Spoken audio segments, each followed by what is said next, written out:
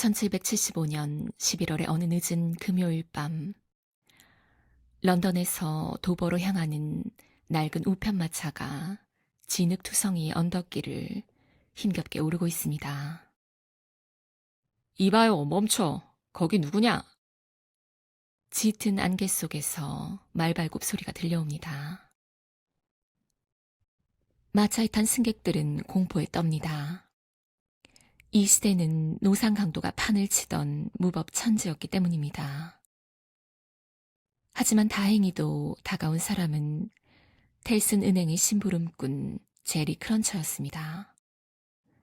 그는 마차에 타고 있던 은행원 자비스 로리 씨를 찾습니다. 로리 씨, 도버에서 마네트 양을 기다리라는 전갈입니다. 로리 씨는 짐짓 침착하게 대답합니다. 그리고 제리에게 의문의 답신을 보냅니다. 가서 전하게. 내 답은 되살아났다 라고. 되살아났다. 어둠 속으로 사라지는 심부름꾼 제리는 이 기이한 말을 곱씹으며 중얼거립니다. 되살아났다고? 젠장. 난 그런 유령 같은 이야기는 딱 질색인데. 마차가 다시 어둠 속을 달리는 동안 60살의 점잖은 노신사 로리 씨는 풋잠에 빠져 기묘한 꿈을 꿉니다. 꿈속에서 그는 누군가의 무덤을 파헤치고 있습니다. 18년 동안이나 산채로 묻혀있던 한 남자를 꺼내는 꿈입니다. 얼마나 묻혀 있었소? 거의 18년이요. 살아날 가망이 있다고 생각했소? 모르겠소. 살려주시오. 나를 보게 해주시오. 로리 씨의 이 꿈은 단순한 악몽이 아닙니다.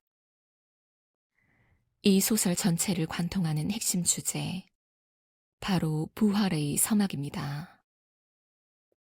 물리적인 죽음에서 돌아오는 것이 아니라 사회적으로, 정신적으로 완전히 말살되었던 한 인간이 다시 삶의 빛을 찾는 과정을 암시하는 것입니다.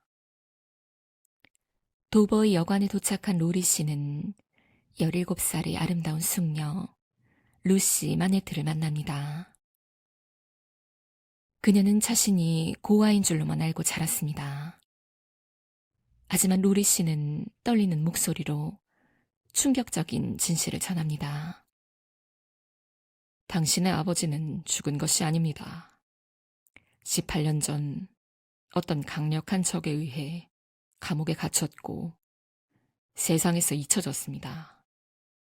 그는 오랫동안 고통받았고 이제 막 풀려나 파리의 옛 하인의 집에 숨어 있습니다.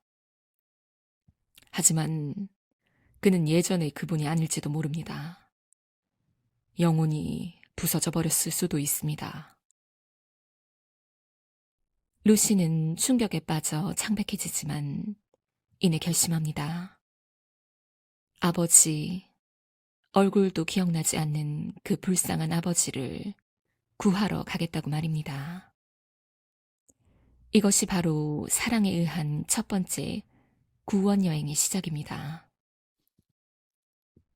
이제 장면은 바뀝니다. 여기는 파리의 빈민가 생앙투안입니다. 좁고 지저분한 거리, 굶주림이 마치 전염병처럼 모든 사람의 얼굴에 새겨져 있는 곳입니다. 굶주림은 굴뚝의 그을음처럼 길바닥의 오물처럼 도시 전체를 덮고 있었습니다. 그때 커다란 와인통 하나가 수레에서 떨어져 길바닥에 곤두박질 칩니다. 통이 깨지고 붉은 포도주가 거친 돌바닥 위로 쏟아져 내립니다. 그 순간 놀라운 일이 벌어집니다. 일하던 대장장이, 아이를 아는 여인, 늙은이 모두 할 것 없이 하던 일을 멈추고 바닥으로 달려듭니다. 그들은 진흙탕 물과 섞인 와인을 손바닥으로 퍼마시고 깨진 통조각을 핥고 심지어 머리에 두른 스카프를 적셔 짜마십니다. 그들의 입술과 손, 발은 온통 붉게 물듭니다. 마치 짐승처럼 와인을 탐닉하는 이 모습은 단순한 취기가 아닙니다. 그것은 억눌린 자들의 필사적인 갈증입니다. 한 남자가 술에 취해 진흙 묻은 손가락으로 벽에 글씨를 씁니다. 피. 그렇습니다. 지금 쏟아진 것은 와인이지만 머지않아 이 거리에는 진짜 피가 강물처럼 흐를 것입니다. 찰스 디킨스는 이 처참한 와인통 사건을 통해 다가올 프랑스 혁명의 광기와 폭력을 소름 끼치도록 생생하게 예언합니다. 이 소동을 차가운 눈으로 지켜보는 한 남자가 있습니다. 술집 주인 드파르주입니다. 그는 억센 팔뚝과 굳은 의지를 가진 사내입니다. 그리고 카운터에는 그의 아내 마담 드파르주가 앉아 있습니다. 그녀는 아무 말 없이 그저 묵묵히 뜨개질을 하고 있습니다. 그녀의 눈은 모든 것을 보고 있지만 입은 아무것도 말하지 않습니다. 그녀의 뜨개질 바늘 끝에서 훗날 수많은 귀족의 운명이 결정될 것임을 아직은 아무도 모릅니다. 로리 씨와 루 씨는 드파루즈의 안내를 받아 술집의 5층 다락방으로 올라갑니다. 계단은 가파르고 더럽습니다. 드파루즈는 문을 잠그고 있었습니다. 왜 문을 잠가두죠? 그가 위험한가요? 로리 씨가 묻습니다. 아니요. 하지만 그는 너무 오랫동안 갇혀 있었습니다. 문이 열려 있으면 오히려 공포를 느낍니다. 감금 상태가 아니면 불안해하는 거죠. 드파르주가 육중한 열쇠를 돌려 문을 엽니다. 어두침침한 방, 희미한 빛이 들어오는 작은 창가에 한 노인이 앉아 있습니다. 하얀 머리카락, 앙상하게 마른 어깨, 핏기 없는 얼굴. 그는 고개를 숙인 채 무언가에 열중하고 있습니다. 탁, 탁, 탁. 규칙적인 망치 소리.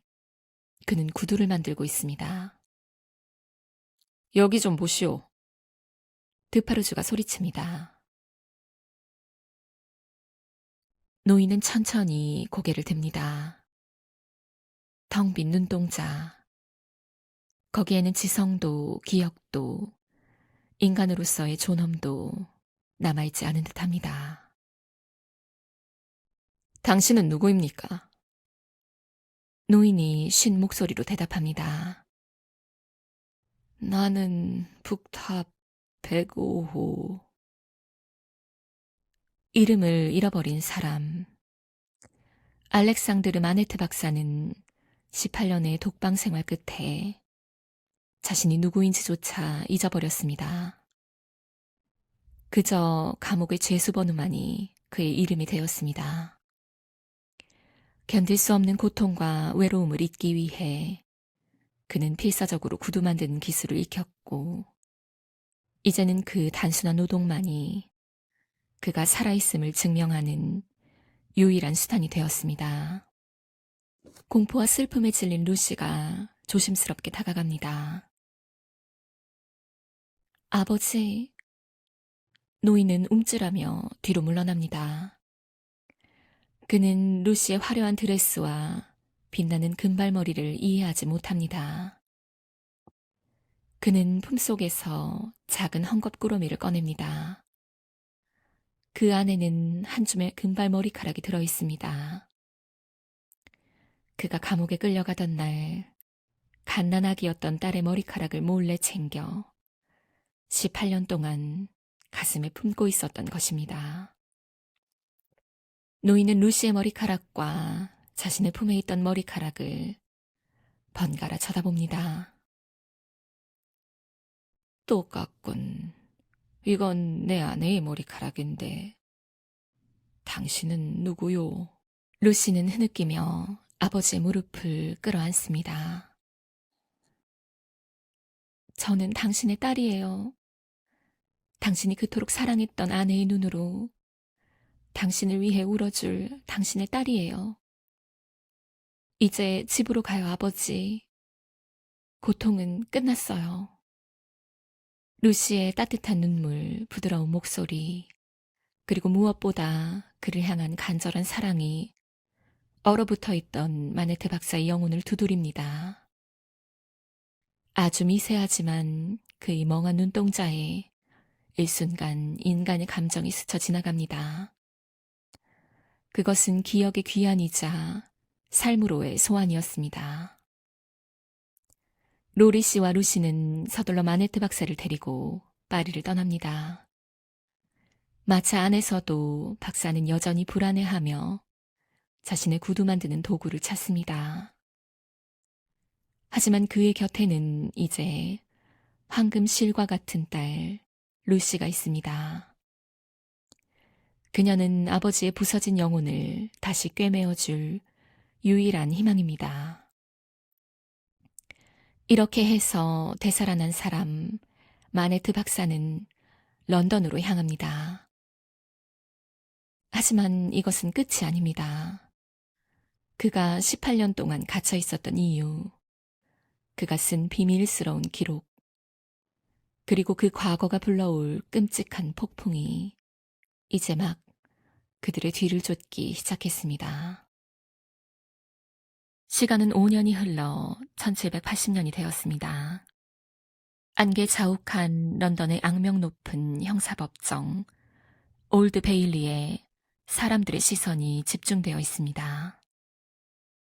언제나 피냄새와 죽음의 그림자가 드리워진 이 우울한 공간에 오늘 한 젊은 청년이 반역죄로 피고석에 섰기 때문입니다.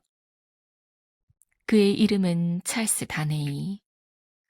프랑스 태생이지만 영국에 건너와 언어교사로 정직하게 살아가고 있는 25세의 반듯하고 잘생긴 청년입니다. 검찰은 그가 영국의 군사기밀을 프랑스에 빼돌렸다는 끔찍한 혐의를 씌웠습니다. 증인석에는 비열한 첩자들인 존 바사드와 로저 클라이가 앉아 다네이를 사형대로 보내기 위해 거짓 증언을 늘어놓고 있습니다. 이 살벌한 재판정에 반가운 얼굴들이 보입니다. 바로 5년 전 파리에서 극적으로 구출되었던 마네트 박사와 그의 딸 루시 마네트입니다. 이들은 다네이가 5년 전 영국으로 건너오던 배 안에서 처음 만났고 당시 다네이가 마네트 박사를 친절하게 돌보아 주었던 인연으로 증인으로 불려나와 있습니다. 검사는 루시를 압박합니다. 증인, 비고가 배 안에서 프랑스인들과 수상한 서류를 주고받는 것을 보았습니까? 루시는 떨리는 목소리로 대답합니다. 아니요. 저는 그저 그분이 제 아버지를 너무나 다정하게 보살펴 주신 것만 기억합니다. 제발 제 증언이 저 친절한 분을 해치는데 쓰이지 않게 해주세요. 루시의 호소에도 불구하고 재판의 분위기는 다네이에게 극도로 불리하게 돌아갑니다.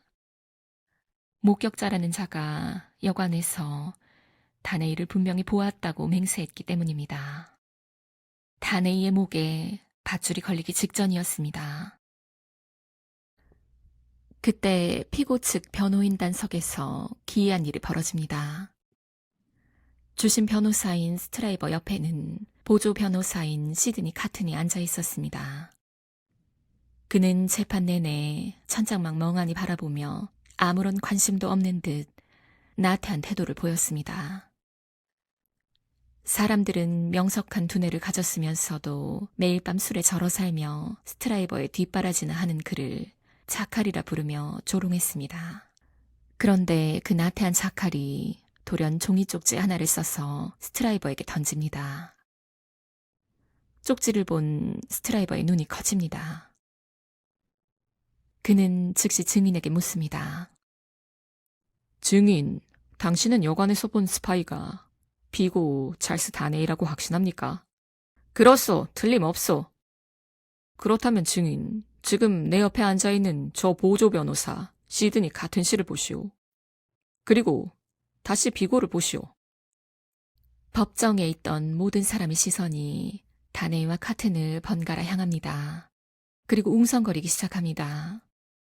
놀랍게도 찰스 다네이와 시드니 카튼은 마치 거울을 보듯 쌍둥이처럼 닮아 있었던 것입니다. 어떻습니까, 증인? 저 두 사람 중 누가 스파입니까? 여전히 비고라고 100% 확신할 수 있소? 증인은 말문이 막혔고 법정은 뒤집어졌습니다. 이렇게 완벽하게 닮은 두 사람이 존재한다면 목격자의 증언은 아무런 효력이 없기 때문입니다. 카튼의 천재적인 관찰력과 기지 덕분에 찰스 다네이는 무죄 판결을 받고 풀려납니다. 디킨스는 여기서 도플갱어, 즉 운명적으로 얽힌 두 개의 거울을 제시합니다. 얼굴은 똑같지만 찰스 다네이는 빛을 향해 걸어가는 정직하고 맑은 영혼이며 시드니 카튼은 스스로를 혐오하며 어둠 속으로 침잠하는 상처 입은 영혼입니다. 이 기묘한 대비는 앞으로 다가올 거대한 비극과 희생을 위한 철학적 복선이 됩니다. 재판이 끝난 후 다네이와 카튼 그리고 마네트 일가는 깊은 우정을 나누게 됩니다. 특히 런던 소호광장 구석에 자리 잡은 마네트 박사의 집은 평화의 성소와도 같았습니다. 이 집의 중심에는 루시 마네트가 있습니다. 그녀는 18년 동안 끔찍한 바스티유 감옥에 갇혀 기억과 이성을 잃었던 아버지를 오직 변함없는 사랑과 헌신으로 치유해냈습니다. 디킨스는 루시를 가리켜 황금실이라고 부릅니다. 그녀는 과거의 상처와 현재의 평안을 이어주고 아버지의 부서진 마음을 하나로 꿰매어주는 찬란하고 성스러운 실입니다. 그리고 이 따뜻한 난로가에는 자연스럽게 청년들이 모여듭니다. 찰스 다네이는 빛나는 미래를 약속하며 루시에게 사랑을 고백하고 두 사람은 서로의 마음을 확인합니다. 하지만 이 행복한 풍경을 밖에서 쓸쓸히 지켜보는 남자가 있습니다. 바로 시드니 카튼입니다. 카튼 역시 루시를 깊이 사랑하고 있었습니다. 그녀의 순수함과 다정함은 타락하고 망가진 카튼의 마음속에 남아있던 한 줌의 선의를 흔들어 깨웠습니다. 하지만 그는 너무도 잘 알고 있었습니다.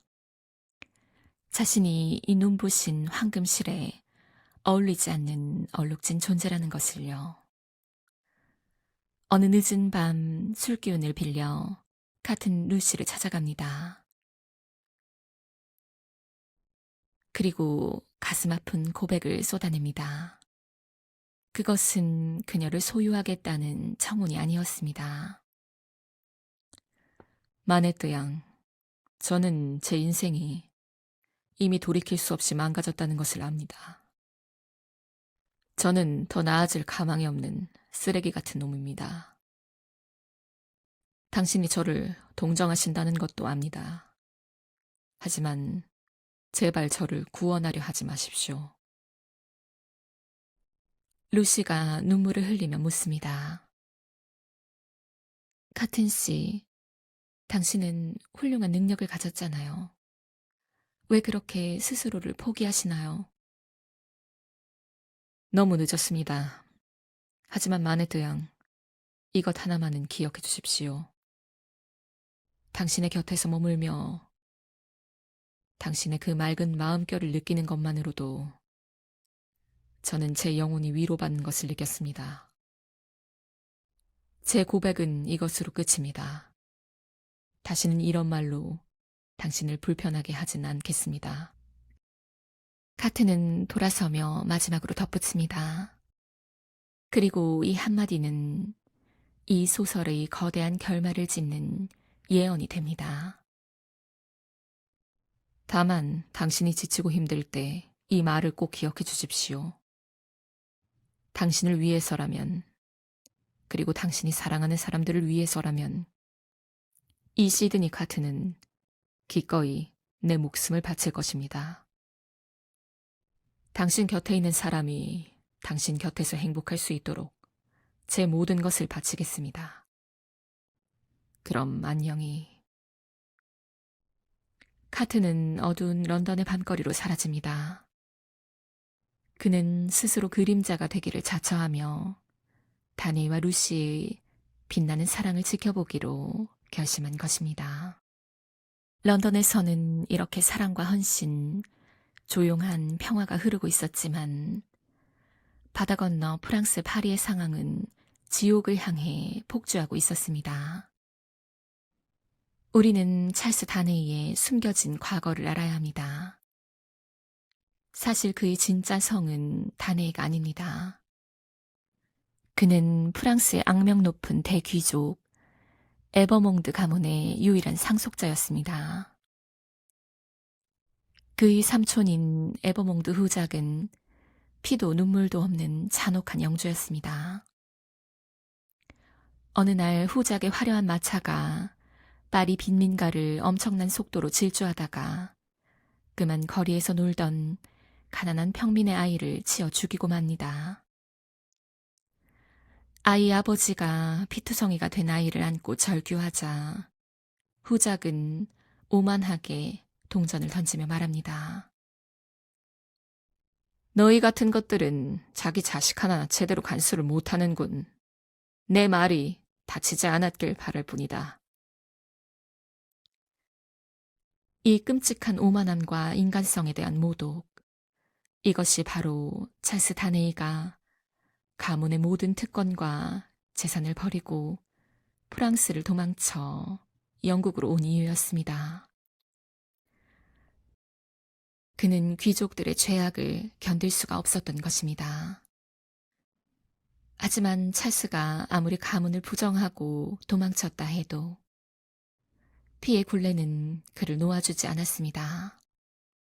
후작의 마차에 치여 죽은 아이의 아버지 가스파르가 결국 후작의 침실에 잠입해 그의 심장에 칼을 꽂았고 그 칼자루에는 이런 쪽지가 매달려 있었습니다.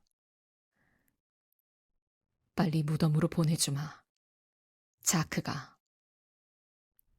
자크는 바로 프랑스 혁명가들의 암호명입니다. 이 사건은 다가올 거대한 혁명의 뇌관에 불을 붙인 것과 같았습니다.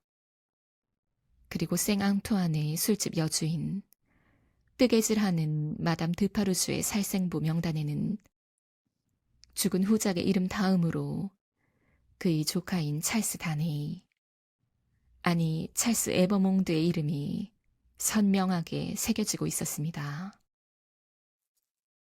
영국에서의 평화로운 삶 뒤로 프랑스의 단두대가 서서히 다네이의 목을 향해 다가오고 있었던 것입니다. 두 도시를 잇는 붉은 피의 실타래가 마침내 풀리기 시작했습니다. 1789년 7월 중순, 무대는 다시 프랑스 파리의 빈민가 생앙투안입니다. 지금 생앙투안 거리는 인간의 거리가 아닙니다. 그것은 거대한 바다, 시커멓게 끓어오르는 마그마와 같습니다. 수백 년 동안 귀족들의 발밑에서 짓밟히고 굶주림에 아이들을 잃고 채찍에 맞으며 짐승처럼 살아왔던 민중들, 그들의 응어리진 핏빛 분노가 마침내 임계점을 넘어 폭발했습니다. 바스티유로 가자. 함성이 파리 하늘을 찢습니다. 총, 칼, 새스랑, 몽둥이, 심지어 맨손으로 벽돌을 친 사람들까지 남녀노소 할 것 없이 파도처럼 굽이치며 압제의 상징인 바스티유 감옥으로 몰려갑니다. 수천 수만의 발소리가 만들어내는 진동은 마치 지진과도 같았습니다. 그 선두에는 술집 주인 드파르주가 거대한 대포를 끌고 있습니다. 그리고 그의 곁에는 언제나 조용히 뜨개질만 하던 마담 드파르주가 있습니다. 그녀는 뜨개질 바늘 대신 날이 시퍼런 도끼를 들고 군중을 지휘합니다. 그녀의 얼굴에는 자비라고는 찾아볼 수 없는 복수의 화신과도 같은 잔혹함이 서려 있습니다.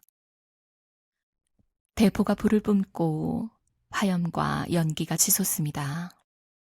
4시간의 맹렬한 전투 끝에 난공불락이라 여겨졌던 바스티유 감옥의 두꺼운 성문이 마침내 무너져 내립니다. 민중들은 미친 듯이 안으로 쏟아져 들어갑니다. 감옥 소장은 붙잡혀 군중의 발길질에 피투성이가 되었고 마담 드파르주는 직접 자신의 발로 소장의 목을 밟고 도끼로 그의 머리를 내리칩니다. 창끝에 꽂힌 끔찍한 전리품들이 거리를 행진합니다. 광기의 시대가 막을 올린 것입니다. 바스티유가 함락되자마자 드파르주는 간수를 위협해 한 곳으로 향합니다. 그가 피 묻은 손에 횃불을 들고 미친 듯이 계단을 올라가 찾아낸 곳은 바로 북탑 105호였습니다. 그곳은 18년 동안 알렉상드르 마네트 박사가 갇혀있던 독방이었습니다. 드파르주는 벽돌 사이의 틈새를 샅샅이 뒤집니다. 쇠 지렛대로 벽을 부수고 바닥을 파헤친 끝에 마침내 그을린 돌틈에서 무언가를 발견합니다. 그것은 종이 뭉치, 아니 피 맺힌 일기장이었습니다. 드파르주는 그 종이를 서둘러 품속에 숨깁니다. 18년 전 젊은 의사였던 마네트 박사가 왜 쥐도새도 모르게 이곳에 갇혀야만 했는지 그 끔찍한 진실이 담긴 문서, 그리고 훗날 마네트 박사의 사위인 찰스 다네이의 목숨을 앗아갈 치명적인 독약이 바로 그 순간 세상 밖으로 나온 것입니다. 혁명의 불길은 파리를 넘어 프랑스 전역으로 번져갑니다. 아름다웠던 귀족들의 성은 불타고 수백 년 된 가문의 문장들은 산산조각납니다. 그리고 광장 한가운데에는 섬뜩한 모양의 기계가 세워집니다. 혁명의 성녀라 불리는 죽음의 도구, 바로 단두대입니다. 마담 드파르주는 단두대 앞의 특등석에 앉아 다시 뜨개질을 시작합니다.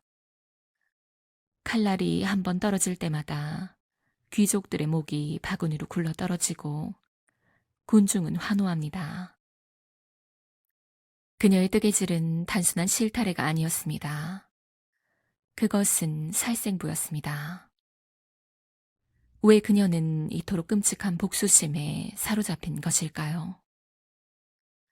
과거 마담 드파르주가 어린 소녀였을 때 오만하고 잔혹한 에버몽드 후작 형제, 바로 찰스 다네이의 아버지와 삼촌이 그녀의 아름다운 언니를 유린하여 죽게 만들고 이를 막으려던 오빠마저 칼로 찔러 죽였습니다. 그녀의 아버지는 슬픔에 심장이 터져 죽고 말았습니다. 한 가족이 귀족의 유익거리로 철저히 짓밟히고 몰살당한 것입니다. 마담 드파르주에게 귀족이란, 특히 에버몽드 가문이란 지구상에서 씨를 말려야 할 악마 그 자체였습니다. 그녀의 뜨개질 무늬에는 이렇게 적혀 있었습니다. 에버몽드 가문의 마지막 핏줄 하나까지 전부 도륙할 것. 그리고 지금 그 에버몽드 가문의 유일한 생존자이자 상속자는 다름 아닌 런던에서 루시와 평화롭게 살고 있는 찰스 다네이입니다. 시간은 흘러 1792년 8월 런던. 다네이와 루시는 사랑스러운 딸을 낳고 행복의 절정을 누리고 있었습니다. 다네이는 자신의 끔찍한 성씨와 과거를 철저히 숨긴 채 영국인 찰스 다네이로서 새 삶을 살고 있습니다. 그러던 어느 날 테슨 은행에서 일하던 그는 파리에서 온 다급하고 구슬픈 편지 한 통을 건네받습니다. 발신인은 가벨. 그는 과거 에버몽드 가문의 충직한 하인이자 재산 관리인이었습니다. 편지의 내용은 처참했습니다. 에버몽드 후장님, 제발 저를 살려주십시오. 저는 단지 후장님의 대리인으로 남아서 세금을 걷지 않았다는 이유만으로 군중들에게 붙잡혀 언제 죽을지 모르는 감옥에 갇혀 있습니다. 저들이 말합니다. 진짜 후작이 와서 죗값을 치르지 않으면 나를 처형하겠다고 말입니다. 부디 저의 억울함을 풀어주소서. 편지를 읽은 다네이의 심장은 얼어붙습니다. 가벨은 과거 다네이가 프랑스를 탈출할 때 그를 도와준 은인이기도 했습니다. 다네이는 극심한 내적 갈등에 휩싸입니다. 자신이 파리로 돌아간다면 피에 굶주린 성난 군중들에게 찢겨 죽을 수도 있다는 것을 그는 너무나 잘 알고 있었습니다. 그는 귀족의 지위를 버렸지만 파리의 민중에게 여전히 증오스러운 에버몽드일 뿐이었습니다. 하지만 찰스 다네이는 비겁한 도망자로 남을 순 없었습니다. 무고한 생명이 자신을 대신해 죽어가는 것을 모른 척하는 것은 그의 양심이 결코 허락하지 않았습니다. 다네이는 사랑하는 아내 루시와 장인 마네트 박사에게는 비밀로 한 채 짐을 꾸립니다. 아내가 알면 결코 보내주지 않을 테니까요. 나는 가서 오해를 풀고 가벨을 구한 뒤 무사히 돌아올 것이다. 내 뜻은 정당하니까. 그는 자신을 향한 혁명의 증오가 얼마나 깊고 잔인한지 상상조차 하지 못한 채 폭풍의 눈을 향해 스스로 걸어 들어갑니다. 프랑스 국경을 넘자마자 다네이는 자신이 얼마나 순진했는지 뼈저리게 깨닫게 됩니다. 도로는 바리케이트로 막혀 있었고 집집마다 총으로 무장한 민병대가 경계를 서고 있었습니다. 그의 신분증에 적힌 이름이 확인되는 순간 군중의 눈빛이 악귀처럼 변합니다. 에버몽드! 저놈이 그 망명귀족 에버몽드다! 다네이는 변명할 틈도 없이 포승줄에 묶입니다. 가벨을 만나 재판을 받게 해달라는 그의 호소는 미친 듯이 웃어대는 사람들의 조롱 속에 파묻힙니다. 그는 즉시 무장 경비병들에게 끌려 파리로 호송됩니다. 비 내리는 어두운 파리의 밤. 다네이가 끌려간 곳은 끔찍한 악취와 절망으로 가득 찬 라포르스 감옥이었습니다. 육중한 감옥문이 그의 등 뒤로 쾅 닫히는 순간 다네이는 거대한 쥐덫에 갇혔음을 직감합니다. 간수장은 무심하게 장부에 그의 이름을 적어 넣습니다. 독방에 가둬 외부와의 접촉은 일체 금지한다.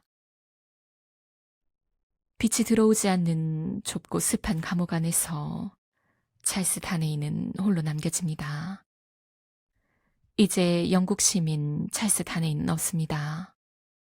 그는 척살의 대상, 공화국의 적, 단두대의 재물인 에버몽드 후작일 뿐입니다. 사랑하는 아내 루시의 얼굴이 눈앞에 어른거리지만 돌아갈 길은 영영 끊어지고 말았습니다. 죽음의 그림자가 다네이의 목을 옥죄어오는 가운데 그의 실종 소식을 들은 런던의 마네트 박사와 루시 일행이 이 미쳐버린 도시 파리를 향해 필사적으로 달려오기 시작합니다. 파리는 그야말로 피비린내 나는 도살장이었습니다. 매일 수백 명의 목이 단도대에서 잘려나갔습니다. 하지만 이 미쳐버린 도시에서 마네트 박사만큼은 예외였습니다. 과거 18년 동안 바스티유 감옥에 갇혀 있었던 핍박의 상징, 북탑 105호의 수감자였던 그는 혁명군 사이에서 거의 성인으로 추앙받았습니다. 마네트 박사는 자신의 명성과 영향력을 총동원하여 사위인 다네이를 구하려 했습니다. 장장 1년 3개월이라는 고통스러운 시간이 흐른 뒤 마침내 다네이의 재판이 열립니다.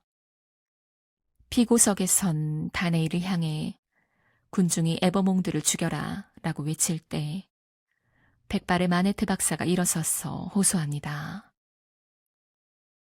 이 젊은이는 귀족의 특권을 버리고 내 조국 프랑스를 비판했으며 내 딸의 훌륭한 남편입니다. 과거 바스티유의 희생자가 흘리는 진실한 눈물은 배심원들과 군중의 마음을 움직였습니다.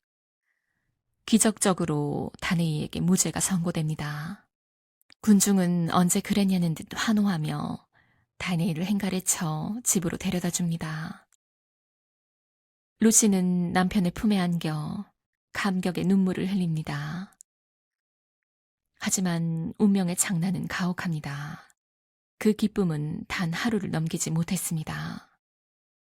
그날 밤 쿵쿵거리는 거친 발소리와 함께 붉은 모자를 쓴 혁명군들이 다시 마네트 박사의 집 문을 부수고 들어옵니다. 시민 찰스 에버몽드, 당신을 다시 체포한다. 마네트 박사가 경악하며 앞을 가로막습니다. 이게 무슨 짓이오?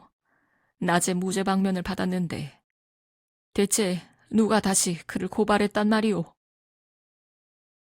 혁명군 장교가 차갑게 대답합니다. 생 앙투안의 드파르주, 그리고 마담 드파르주, 그리고 다음 날 다시 열린 재판. 죽음의 공포가 드리운 법정에 드파르주 부부가 섭니다. 마담 드파르주는 여전히 섬뜩한 미소를 지으며 뜨개질을 하고 있습니다. 재판장이 묻습니다. 세 번째 고발자는 누구인가? 드파르주가 품속에서 누렇게 바랜 피로 쓴 낡은 종이 뭉치를 꺼내듭니다. 이것은 바스티유 감옥 북탑 105호에서 발견된 문서요. 바로 저기 있는 알렉상드르 마네트 박사가 직접 쓴 일기장입니다. 법정은 찬물을 끼얹은 듯 조용해집니다. 마네트 박사의 얼굴은 백지장처럼 창백해집니다. 드파르주가 그 끔찍한 일기의 내용을 낭독하기 시작합니다. 그 안에는 18년 전 젊은 마네트 박사가 우연히 에버몽드 후작 형제의 끔찍한 범죄 현장에 불려갔던 일이 적혀 있었습니다. 그들은 한 평민 소녀를 능욕하고 분노한 소녀의 오빠마저 칼로 찔러 죽였습니다. 마네트 박사가 이 사실을 당국에 고발하려 하자 에버몽드 형제는 박사를 납치해 바스티유 감옥에 쳐넣어버렸던 것입니다. 그리고 일기의 마지막 장, 오랜 감옥 생활로 미쳐가던 마네트 박사는 자신의 피를 뽑아 이렇게 적어두었습니다. 나는 이 끔찍한 에버몽드 가문을 그들의 마지막 핏줄까지 영원히 저주한다. 하늘이여, 저들을 멸하소서. 낭독이 끝나자 법정은 광란의 도가니가 되었습니다. 마담 드파르주가 소리칩니다. 보라, 저자가 에버몽드의 핏줄이다. 공화국의 이름으로 마네트 박사의 저주를 실현하라. 과거의 피해자가 쓴 피 끓는 저주가 아이러니하게도 현재 그가 가장 사랑하는 딸의 남편을 죽음으로 몰아넣는 사형 선고장이 되고 만 것입니다. 재판관은 지체 없이 판결을 내립니다. 비고 잘스 에버몽드 24시간 이내에 단두대형에 처한다. 모든 희망이 부서졌습니다. 충격을 이기지 못한 루시는 그 자리에서 의식을 잃고 쓰러졌고 마네트 박사는 다시 완전히 이성을 잃은 채 18년 전 감옥에서처럼 내 구두지는 연장을 다오 하며 중얼거리기 시작합니다. 완전한 파멸이었습니다. 바로 그 절망의 밤, 아무도 몰래 파리에 들어와 상황을 지켜보던 한 남자가 움직이기 시작합니다. 영국에서 온 나태하고 술에 절어 살던 변호사 시드니 카튼이었습니다. 그는 드파루즈의 술집에 몰래 잠입했다가 마담 드파루즈가 다네이뿐만 아니라 루시와 그녀의 어린 딸까지 모조리 단두대에 세우려 한다는 끔찍한 계획을 엿듣게 됩니다. 그녀의 복수는 에버몽드의 씨를 완전히 말리기 전까지는 결코 끝나지 않을 것입니다. 카튼의 눈빛이 변합니다. 평생 자신을 혐오하고 패배자로 살아왔던 그의 얼굴에 전에 없던 맑고 결연한 빛이 스며듭니다. 그는 런던의 늦은 밤 루시에게 했던 맹세를 떠올립니다. 당신을 위해서라면, 그리고 당신이 사랑하는 사람들을 위해서라면 기꺼이 내 목숨을 바칠 것입니다. 이제 그 맹세를 지킬 시간입니다. 카트는 영국에서부터 자신의 정보원이자 스파이였던 존 파사드를 협박하여 라포르스 감옥으로 들어갈 수 있는 통행증과 수면제를 구해냅니다. 그리고 로리 씨에게 달려가 마차를 대기시키고 내일 오후 무조건 루시와 아이 마네트 박사를 태우고 영국 국경으로 도망치라고 단단히 일러둡니다. 처형 당일 오후 1시 카트는 존 파사드의 안내를 받아 다네이의 독방으로 들어갑니다.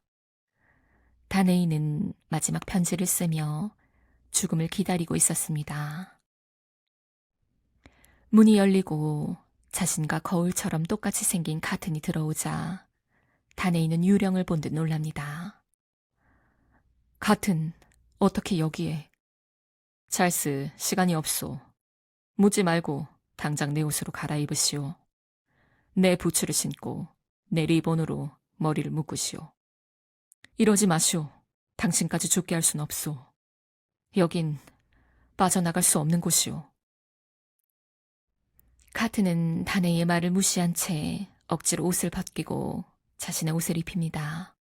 그리고 펜을 쥐어주며 자신이 부르는 대로 루시에게 남기는 편지를 쓰라고 명령합니다. 다네이가 펜을 들고 편지를 써내려가는 순간 카트는 몰래 가져온 수면제를 적신 천으로 다네이의 코와 입을 덮칩니다. 찰스 다네이는 서서히 의식을 잃고 바닥으로 쓰러집니다. 카트는 감옥 문을 두드려 스파이 존 파사드를 부릅니다. 내 친구가 마지막 작별 인사에 충격을 받아 기절했소. 이 사람을 서둘러 밖에서 대기하는 마차로 데려가시오. 존 파사드는 정신을 잃은 다네이를 시드니 카트네이 이름으로 업고 나갑니다. 감옥 문이 다시 철컹 닫힙니다. 이제 서늘하고 어두운 감옥 바닥에 홀로 남은 사람은 찰스 다네이의 옷을 입은 시드니 카튼입니다.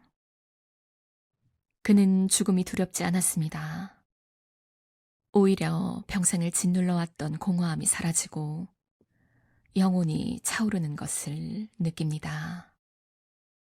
오후 3시 52명의 사형수를 실은 덜컹거리는 수레들이 라포르스 감옥을 출발해 단도대로 향합니다. 군중들은 길가에 모여 피에 굶주린 승냥이처럼 육설을 퍼붓습니다. 하지만 세 번째 수레에 앉아있는 시드니 카튼의 얼굴은 너무나도 평온합니다. 마치 천사처럼 빛이 납니다. 그때 수레 구석에서 떨고 있던 작고 가냘픈 어린 제복녀가 카튼을 바라보며 묻습니다. 그녀 역시 무고하게 반역죄를 뒤집어 쓰고 사형장으로 끌려가는 중이었습니다. 에버몽드 후장님 아니시군요. 그녀는 가까이서 카튼의 눈빛을 보고 그가 다네이가 아님을 알아차립니다. 카튼은 따뜻하게 미소 지으며 조용히 속삭입니다. 쉿, 그를 위해, 그리고 그의 아내를 위해 내가 대신 가는 겁니다. 어린 제복녀의 눈에 눈물이 고입니다. 그녀는 이 낯선 남자의 숭고한 용기에 깊은 감동을 받습니다. 당신은 천사인가요? 제가 마지막 순간까지 당신의 손을 잡고 가도 될까요? 그러면 무섭지 않을 것 같아요. 카트는 소녀의 차가운 손을 꼭 잡아줍니다. 그럼요. 끝까지 가장 편안한 목적지에 도착할 때까지 내가 손을 잡아주겠습니다. 한편 카튼이 단도대로 향하는 그 시간, 의식을 잃은 다네이를 태운 로리 씨와 루시의 마차는 파리 성문을 무사히 통과하여 영국을 향해 미친 듯이 질주하고 있었습니다.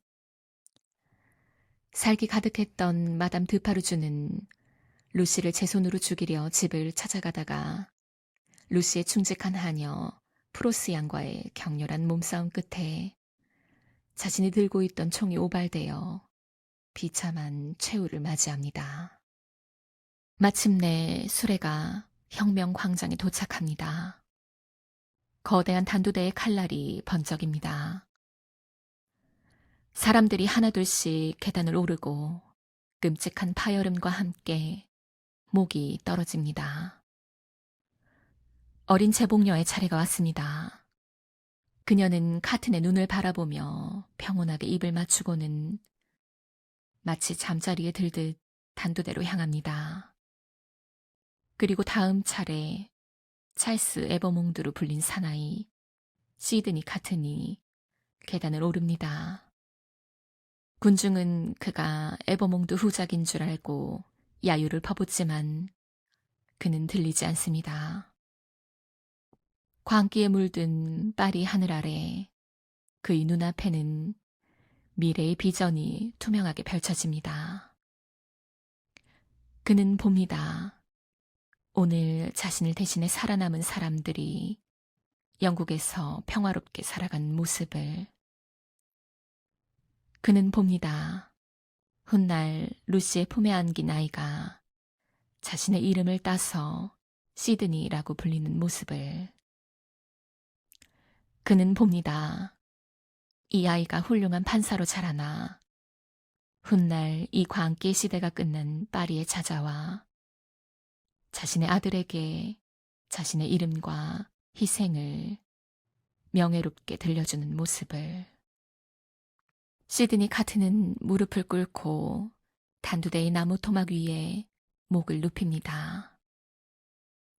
차가운 칼날이 떨어지기 직전 그의 뇌리를 스치는 마지막 독백은 이렇게 위대하고 아름다운 문장으로 영원히 남습니다.